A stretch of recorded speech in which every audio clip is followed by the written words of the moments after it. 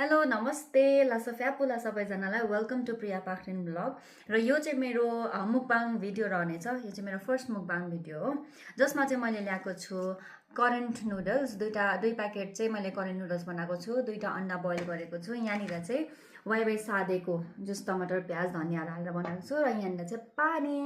लु अब चाहिँ खानालाई स्टार्ट गरौँ है त। फर्स्ट म स्टार्ट गर्छु यो वाइवाई सादेकोबाट है त।